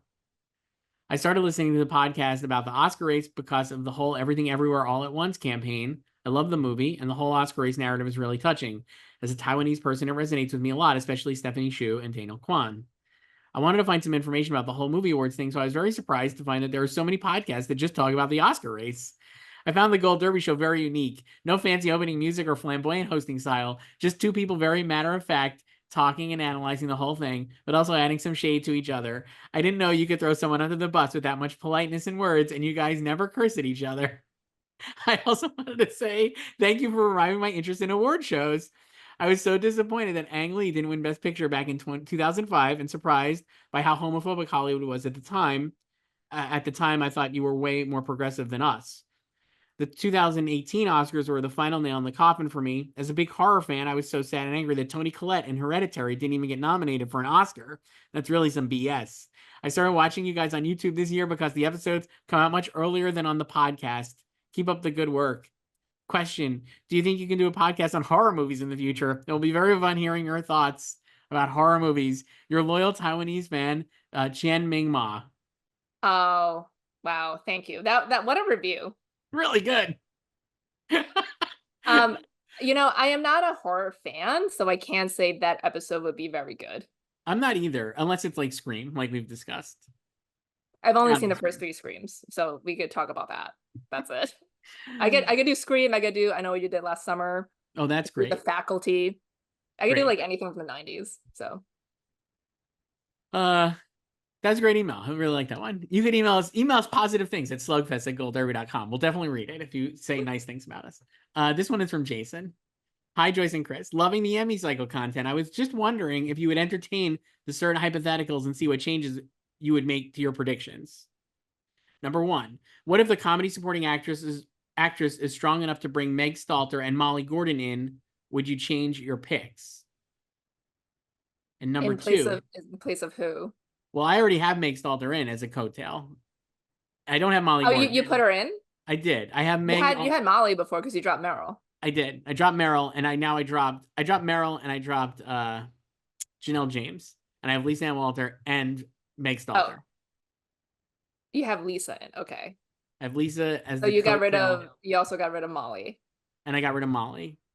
Okay. Molly to me was borderline anyway.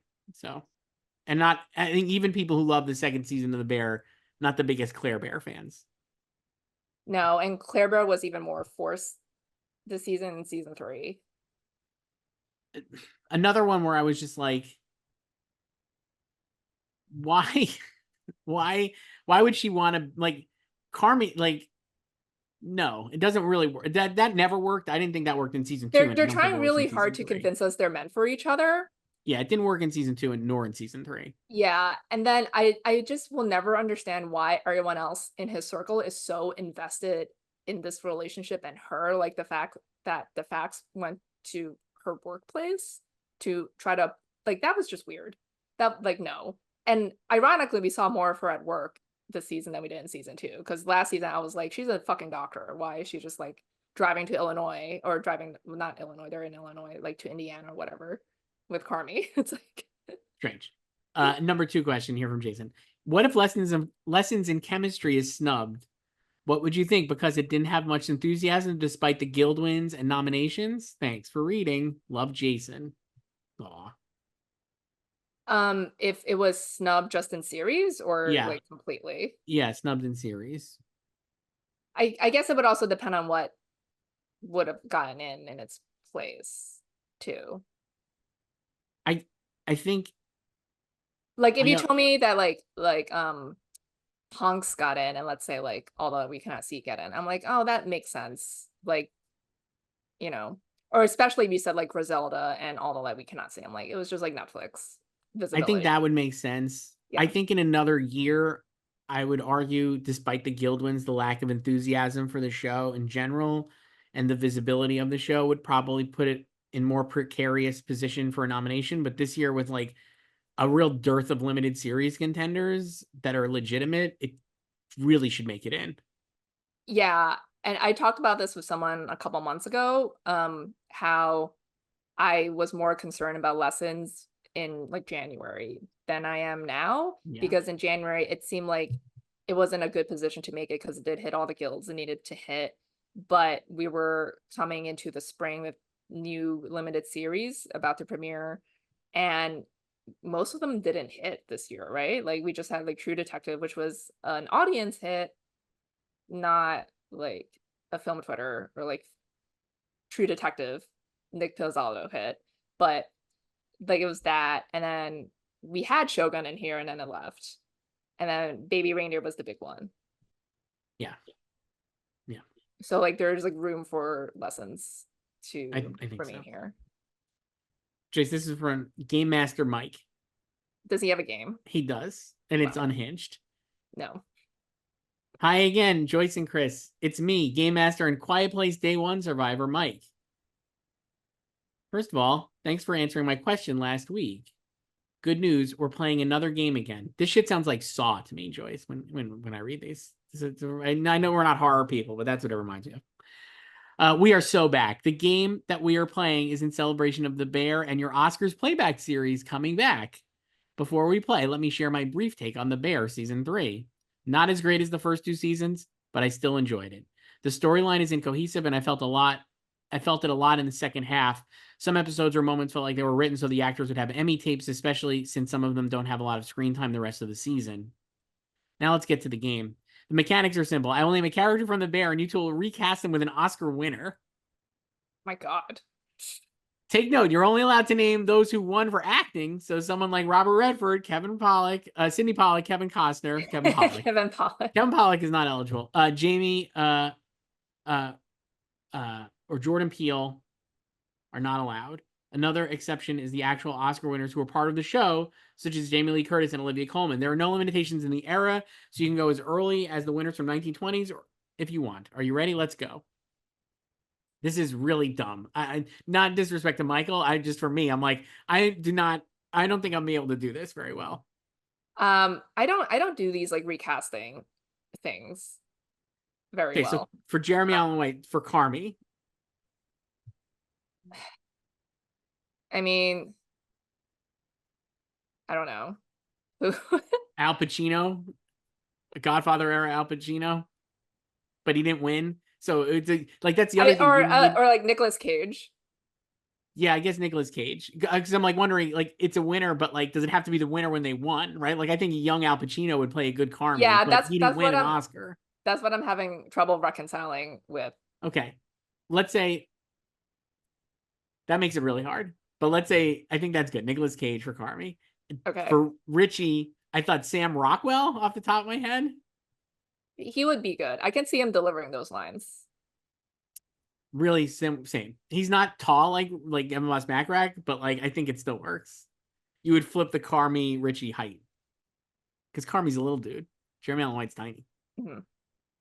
For Sydney, we're also limited by the fact that not a lot of Black Oscar winners. And they're mostly in supporting actress. Yes. I don't know.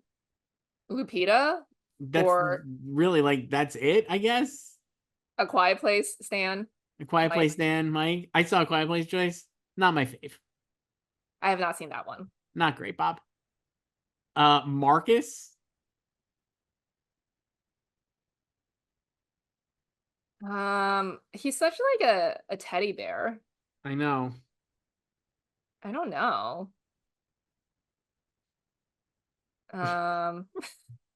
Forrest Whitaker. Even though he's older, I think, when he won, but like I think Lionel Boyce does recall a young Forrest Whitaker at times. Sure. But he was older when he won his Oscar. Tina, played by Liza Colón-Zayas. It's tough. I don't know. I don't know. Who would like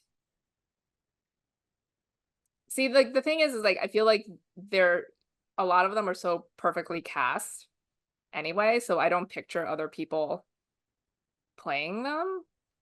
I agree. I'm looking I here don't- at like past winners in the supporting actress category. Not that it has to be supporting actress, but like just in terms of character actors, which I think is a good person to play. Yeah, that's what Teeny. I'm trying to think of, because I think most of the character actors won supporting anyway. What if it's Brenda Fricker? I mean, that would work. That would probably work. Sugar Berzatto, played by Abby Elliott. I have one for this one. What? Mira Sorvino. Interesting. She won for playing more of a ditz, obviously, but like I think she could play Sugar. Like Sugar is, I think she could play Abby Elliott. She kind of looks like her. She could pass as her. She definitely could. Neil Vack. Oh my God. Maddie Matheson. Like again, singular. Yeah. Person. He's also not even an actor. He's a chef turned actor. So it's like I don't know.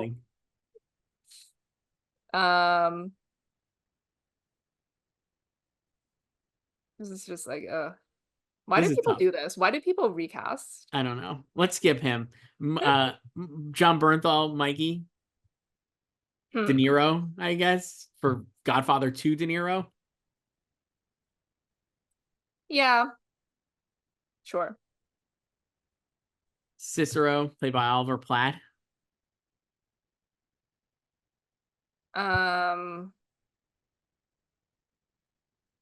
Who's like older? I don't know. It's so tough. I don't know. Oh my God. Who's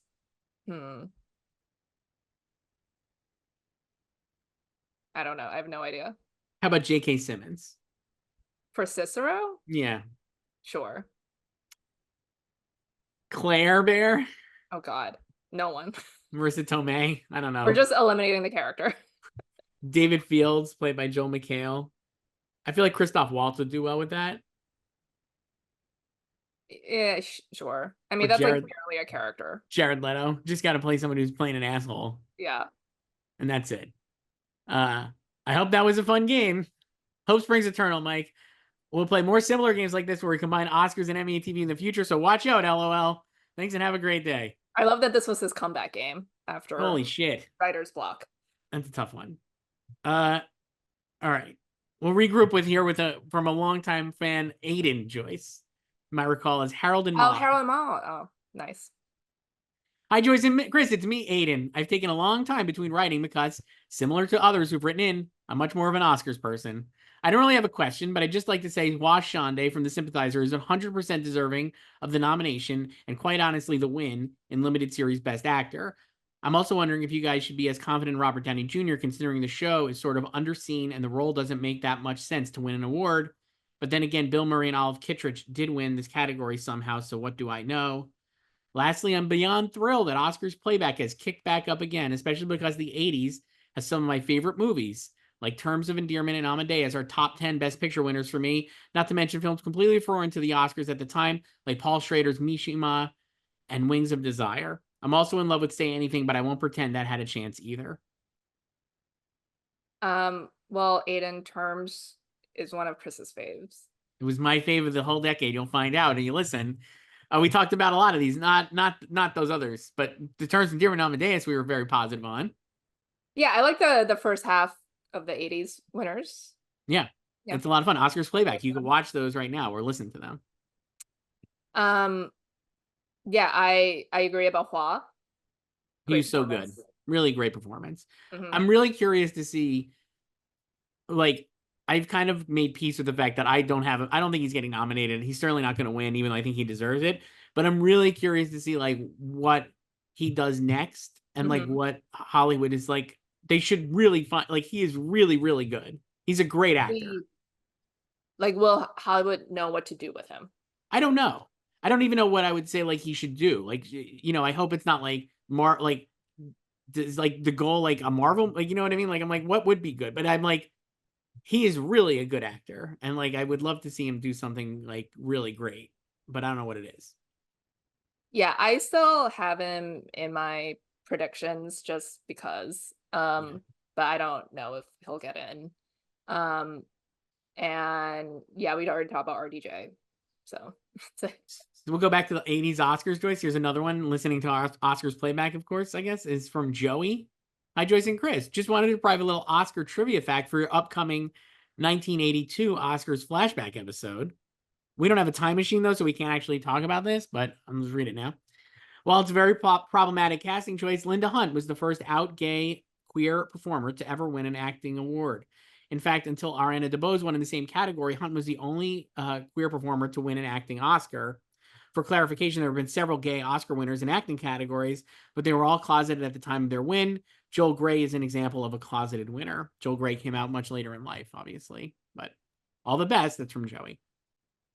yeah, we already recorded that. But I don't think we mentioned that. I don't know. But we did talk about problematic casting, but maybe a good performance, right? Within the, it's a nuanced conversation. Yeah, I feel like that was a kind of stunt casting that worked in that movie. Yeah. So this one's from Sarah Joyce. Email us at slugfest@goldberry.com. Hi, Joyce and Chris. Hope you have enjoyed The Bear Season 3. My question isn't about the bear, though. I was wondering why everyone is predicting Jonathan Pryce over Salim Daw in the supporting actor category. I don't remember the writers doing much with Philip during the last 2 seasons. The vast majority of his scenes in season 6 were just giving his thoughts about other characters, like Diana and her death, or whether or not Elizabeth should abdicate. I thought that Salim Daw gave such a moving performance in season 6 and seemed like he had an actual character arc of his own rather than just reacting to things happening to other more important characters. Also worth noting, between the two of them, Salim Daw is the only one to get a major award nomination this year when he got nominated for the BAFTA. Is it just racism, name recognition of the other actors, or that Philip is a more important character of the show overall and a much more well-known public figure? Thanks for taking the time to read and respond. Happy Bear Season 3. That's from Sarah. I have both of them, and I just dropped one of them when the category lost a spot. So, and I just like dropped Salim. I have no reason. So I actually think I dropped both of them. Let me look now. Who did you put in instead? So right now, this is what I got. And I'm not sure. I guess I can make more changes. Obviously, we will. I have Billy Crudup, Tatanobu Asano, Tokuma Nishioka, and Takahiro Hira for Shogun. John Hamm. I have Khalid Abdallah for The Crown, and then I put Mark Duplass back in for The Morning Show just because. Oh, wow, you're copying me. He's a past nominee. I did drop Jonathan Pryce. I guess if I was going to drop Duplass, I could put Salim Daw in. My question is, like, I just don't know what they're going to do with The Crown. Me either. And I had Crown. I had multiple. I think at one point I had 3 Crown guys in here, and then I was just like getting rid of them. So I think there's like the idea. It's funny, like the perception versus reality. The reality is people were not super excited about the Crown final season. yeah. The perception and the narrative that Netflix and everybody who is like kind of not paying attention wants to say is that it's the final season of the Crown. It's going to be a big hit with the Emmy voters. And I guess it could be, but I'm like, that doesn't jibe with like what I think the reality of the response was. No, and we already saw how it, totally underperformed last year, right? And Yeah. it swept drama for season 4, right? So it's like we've already seen them go off of the Crown for a suboptimal season already. So now it's like I feel like they're because of the lack of depth of drama this year, like it feels like they're kind of forced to go back to the Crown, but like to what extent? Right. So I mean, I was kind of happy we lost a spot in drama supporting. So because I really don't know like how to fill it out. So I just have like I mean, I have no reason to have Jonathan Pryce in here. I just have him in here.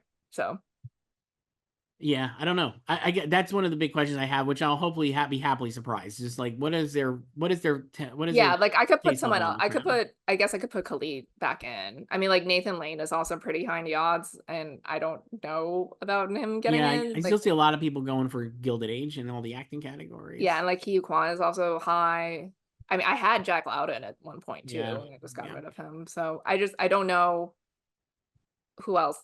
There's your boy Benny Safdie. yeah. I think people on the cursor just on barking up the wrong tree, maybe. Joyce, this is remember our old friend Terry. Emphasis on old, but bum. He's back to talk about the Oscars in the '80s, Joyce. I knew he would be with our Oscars playback, Is going he back in telling time. us his experience of Oscar watching in the He 80s? is. Yes. Hi, Joyce and Chris. This is the old fart who's been predicting the Oscars since 1966 again. Thanks for your real reevaluations of previous Oscar years. Absolutely fascinating. However, I must disagree with your assessment of Chariots of Fire. Without the Vangelis score, the film is nothing but an overblown episode of some minor masterpiece theater opus. I felt that in 1981 and still feel that way 43 years later. I'm also on the opposite side of your opinion of the John Gielgud performance in Arthur. His delivery of the line, "Would you like to come in there? Would you like to come in there and wipe your ass for you too, you little shit," brought the house down when I saw it in the theater and still makes me roar today. I suppose because it's simply not what one expects to come out of such a respected classical actor's mouth. Nevertheless, I love your series on the Oscars. Please don't stop until you've done all the televised ones. For me, having lived through them all and seen them all, they bring back wonderful and joyous times. As multiple Oscar host Bob Hope, who I dislike immensely, used to sing, "Thanks for coming. Thanks for the memories. Keep them coming. Regards, Terry." What's his beef with Bob Hope? I hope we find out in a future Oh episode. my God. I gotta say, I think in the episode we did on Chariots of Fire and Reds, which is out now, we did say like that it won basically because of the score. Yeah. I you know what I always say about the great opening, great ending. Great Those opening, are great ending, great music. the That's score. it. That's why it Yeah. won. That's Yeah. it. So, very funny. Joyce, we mentioned this before, but this one's from Alex. They write, "Hey again, Joyce and Chris. You guys only get better and better. I saw that Jeremy Irons was cast in the morning show right now. Do we think he's playing Alex's father? Yes, we do. I feel like following the news of Kevin Kline not doing the role and knowing that they were looking for a big caliber actor, I think it could only be him. Thanks for reading." That's from Alex. Yes. Oh yeah, like he's definitely playing her He's dad. Like that's definitely already playing been her dad. reported. And Can't wait. we called this weeks Yeah, ago because we we were did. like, this is the type of actor they're going for to play her dad, an Oscar winner. So We have a few emails left, Joyce. A bunch from we'll just go through these quickly. This one's from our friend David L. It's number oh one yeah. Gandhi, English patient, and King's Speech stan, David L. I thought the third season of The Bear was still really solid, but the first episode was so weird because nothing happens. It's just a bunch of flashbacks in Carmi's life to the tune of a sad piano score with like 4 pages of dialogue. I knew you guys probably liked it, but I was like, what the hell am I watching here? I understand that it's the tone of the show, but they could have made that the 9th episode. I was so heartened to see Joyce's fave and mine, Josh Hartnett, playing Richie's ex-wife's fiance, Frank, Seeing him try to have a man-to-man with Richie while the love song Long Live plays in the background from Taylor Swift's Speak Now, Taylor's Version album was probably one of the few moments I laughed throughout the season. And obviously, Jamie Lee Curtis was phenomenal in episode 8. They might as well start engraving her Emmy for next year as well. My question this week is, why is Varikta Gupta, who plays Reena Virg on Under the Bridge, not considered seriously as a nominee? It doesn't make sense why Chloe Guidry would get in and she wouldn't. We've seen them nominate young actors before, so don't be surprised if she gets in next month. Also, do you guys think it's category for her to run her in supporting, since she is the central character on the show? Well, they're running all of them in supporting, so I don't think it's weird because it's not like they have anyone in lead. Right. I agree she's this main character. So She's definitely the main character. I could see her getting in. I'm going to stick with Chloe Guidry. Like, that's just a Hail Mary at this point. I don't care if I get it wrong. I think it's also that, you know, the show wasn't like huge. Like, I think it's being watched. It's still on those like fake streaming charts. So I think it's being watched. So I don't know. Maybe you'll get that 5th slot in limited series. I don't know. But I think the cast is also so big, and she's also not the only young actor in the cast either. I also don't think it's like people have purposely singled out Chloe. I feel like none of them are really singled out, if you know what I mean. I think people just have their faves. Yeah. Chloe's my fave. I single her out, but I'm like, I think there's no, unfortunately, I don't think there's a lot of buzz for those performances. So that's a bummer to me. But I think if any of them got in, they would all be very deserving nominees. Like any nominee from that show, I'd be like, great. Yeah. This one is from Jessica. Emailed us at slugfest@goldderby.com. Hi, Joyce and Chris. Based on social media, a distorted view of the world, as we all know, you would think critics hated The Bear season 3, but it still has a Metacritic score of 81. What I find most interesting is that while people are accusing critics of having it out for the show, and this links to a tweet, which I could read after I finish this email, the user score for the season is actually 6.8. So fans dislike it more than critics based on this sample size. My question is this: why do you think, what do you think is leading to this disconnect?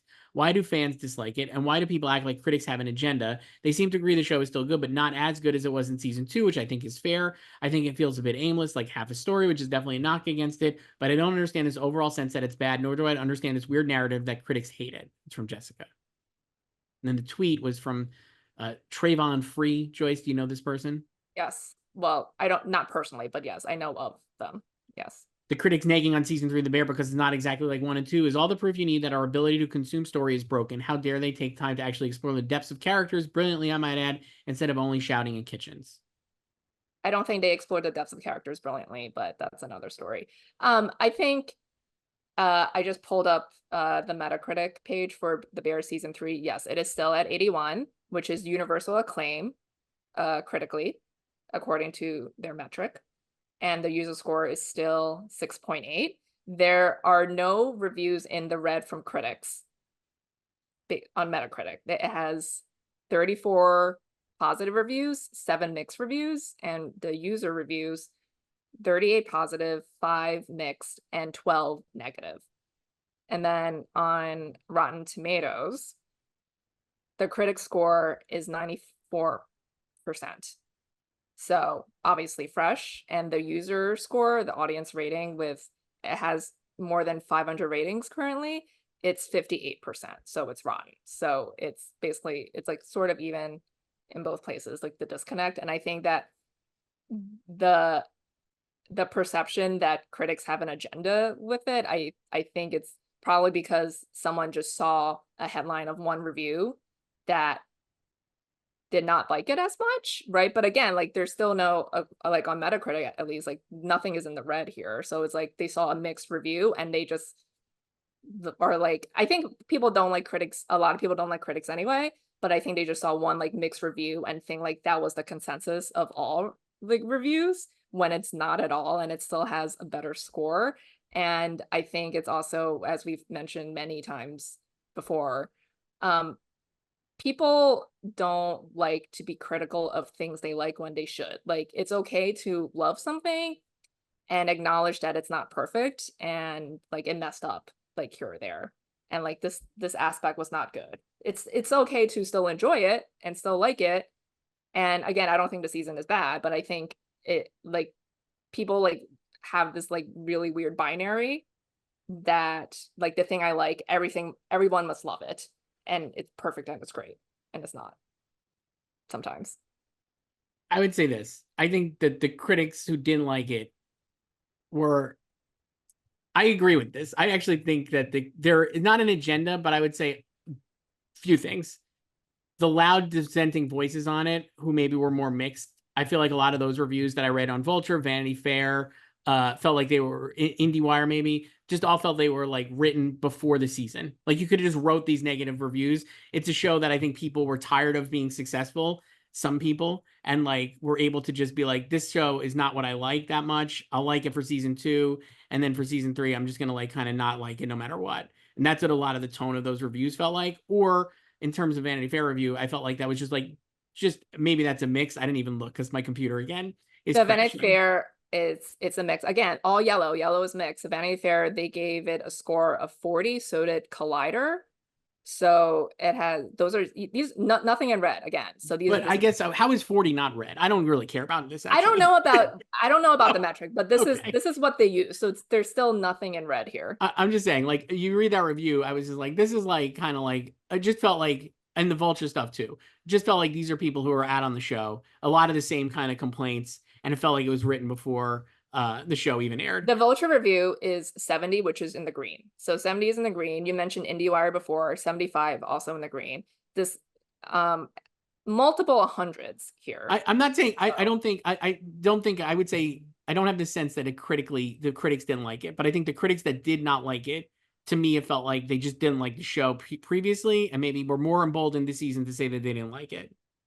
I mean, sure, yeah, like you could go into something with a bias. I'll also just say that, like, this is something I've talked with my friends about like, a lot, like having written reviews myself, and like, you know, my friends have as well. None of us are critics, but we've written reviews. It's like you don't you want things to be good, right? Like you don't want to waste your time watching something bad. So Right. I think like the outside perception is that like the critics have an agenda. It's like, of course they're gonna hate this because of like whatever. But like you like I'm spending hours watching like 8 episodes of the show. Like I want it to be good, you know, like, and even if like this is a genre I might not like I still hope you give me something good. So like I could be excited to write about it and not being like, I just wasted 8 hours of my life I and fuck now I have to write a review about this. I think that's fair for some people, but I do think some people go in wanting to not like it. I would also say that in terms of like the audience scores, I think are interesting. Like we said, I think there's the fact that the season does not end in a satisfying fashion would obviously set people off. I think the fact that the standalone episodes are about characters that people are not like super like in love with also matters. And I do wonder, I was thinking this, like I don't like, I don't like loving, I don't like love like blaming like isms on everything, but I was like, there is a much more of a female, like the women characters on this season are more focus point this season than I think they were last season, just because of those standalone episodes. And I wonder if that is like also like kind of like not a review bomb, but I'm wondering like, are those negative reviews from people who are like, we didn't love True Detective because of this either? You know what I mean? Like that kind of thing where it's like, fuck, I don't want to see Tina and Sugar. Where the fuck is Richie and Carmy? Like, I want to see the bros being bros, not like a whole episode of a mom and daughter talking about their complex relationship. Well, I could read some of the Metacritic user reviews here. Okay, great. So Sasquatch 530 gave it a 1. If they wrote the facts out of the show, it would maybe be worth a 3. One of the worst seasons of any show I have seen in a long time. So that's also, that I think is also, one of our pals did a review, I think, and he was just like out on the facts.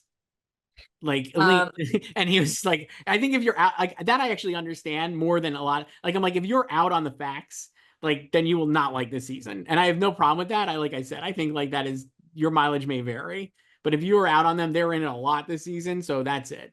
So I don't blame this user either for that. Yeah. And then this other user, McClure, gave it a 5. The ideas conveyed were not complex enough to warrant the slow burn. Lack of narrative progression takes me on a journey that went from hope, then apathy, and finally contempt. The only reason I gave it 5 stars is the filming style, interesting premise, the running out of steam, and good acting prop it up. I think throughout the course of 10 episodes, approximately 1 episode of narrative progression occurred. Great show to watch while multitasking as you zone out for 5 minutes and miss only irrelevant side missions that you're unlikely to be invested in. That And then I disagree with that. there are 2 scores of 3. Kind of pretentious and boring. Hip hop beats to the bear to study to relax to. Might enjoy it if I was stoned enough. It feels like filler from beginning to end. The last episode can be summarized in 2 scenes. Another score of 5. I guess I would be.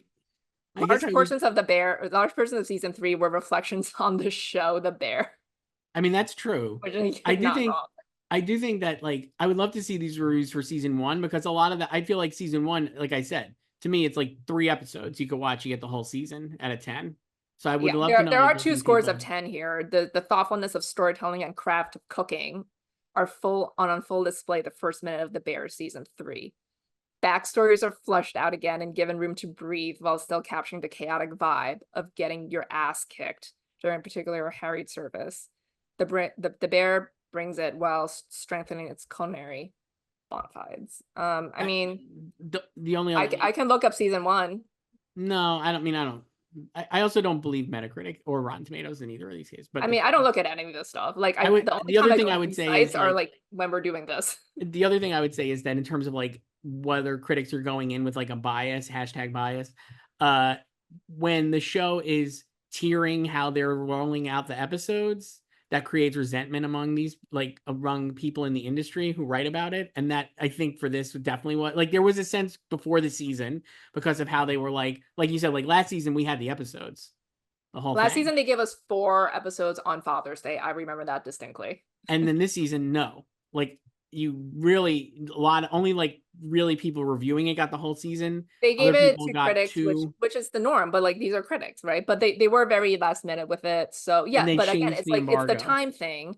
It's the time thing, because it's like if I'm gonna spend my weekend watching 10 episodes of this, like I want it to be good, right? Well, I think if you're going to spend, like, my point is, I think if you're spending your weekend watching 10 episodes of this and they change the embargo and they're being like kind of picky about what they're doing, you're going to go. They didn't change the embargo though. They just changed the release time. Well, yeah, still, I just feel like that, like all of that, like I know for a fact, having talked to people, they were mad about that, just straight up, like I'm mad. Oh yeah, well that was stupid, but they didn't change the embargo time. So if you come into that with that on your chip on your shoulder, you're not going to like it either. So I'm not a big. Some of my best friends are critics, Joyce, but I'm like, I don't believe anything. Yeah, but I think that also, like, most of them have probably already filed by that point because they changed they moved the time like the day before, right? So a lot of those stories are already filed unless you're just really procrastinating. I think they were more annoyed that the embargo time didn't change to align with 9 p.m. Wednesday night, right? You have to wait another 6 hours. Yeah. So Judgmental TV fan is back, Joyce.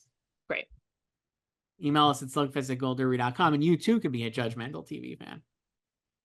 Hi, Joyce and Chris. With all due respect to Jon Bernthal, it feels like his appearance in the Tina-centric flashback episode of The Bear was written specifically to be Emmy bait. It feels like the entire episode, which tells a very little we didn't know already about the woman at its center, was actually written for another person and around the basic idea of we need to figure out how to fit Jon into the season.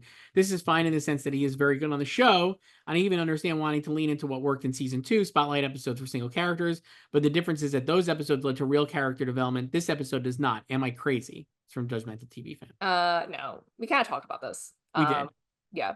I don't agree. I don't mind that. Like, I don't think that's wrong, but I guess I didn't feel like it was like weird that he was like all that fit to me. I just was like, and I was totally fine with him being in. It didn't really stand out to me at all that it was like weird that he was in this episode. I don't know. No, it's not weird that he's in the episode, but I think it's like they wanted to bring him back and give him like a meaty role.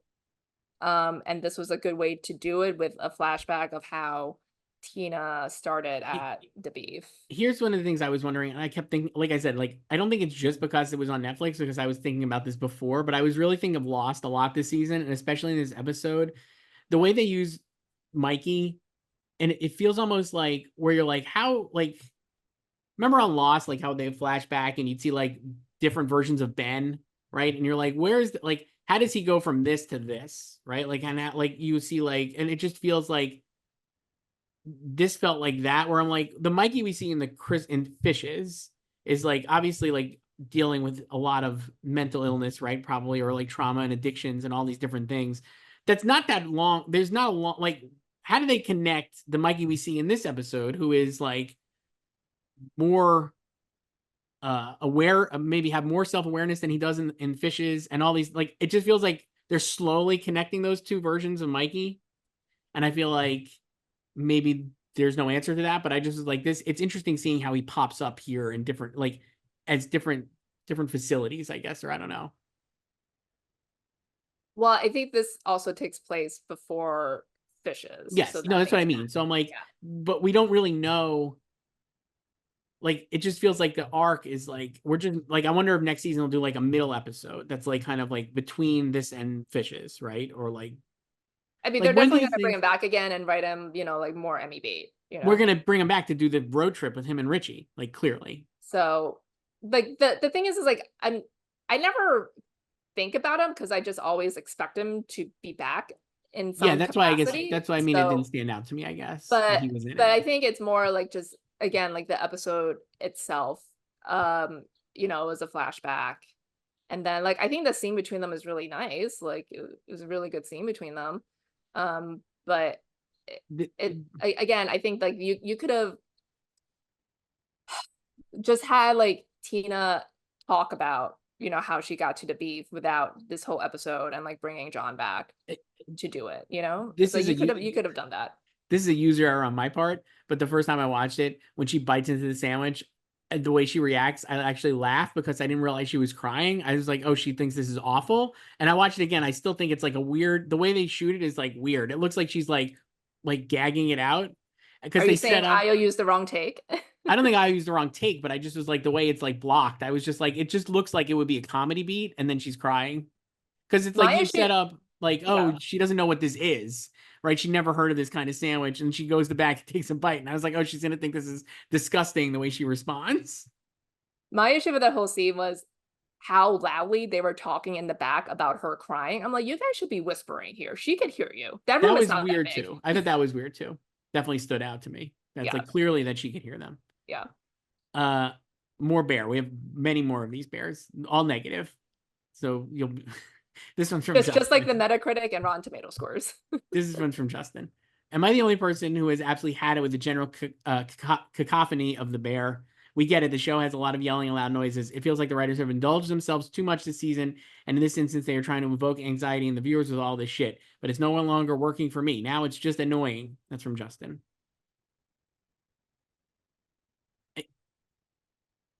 I mean, I think the most yelly it was in 2 and 3. The funny thing is, I would say, like, to me, like, season 2 felt more yelly. Like, Fishes is so obnoxious, and like Yeah, that and kind of. honestly, I personally I don't get anxious over those types of scenes. I just watch it like whatever. Like I don't like that's I why I don't really get like anxious either Fishes watching is it. like so overrated. I'm like, you guys are There's not a just lot of suspense, right? Like no, I it's just think people suspense yelling. makes me get or makes me nervous. Not I it didn't bother me this season. I actually didn't think it was as yelly this season. But again, I think if you're like out on the facts, the whole episode where they're like fucking buffing the floors, you're gonna be like, this sucks. Like, and I was just like, this I mean, great. I'm not annoyed by them yelling. I just think it went on too long. Like I think that's different than the actual yelling. I don't really care about the yelling.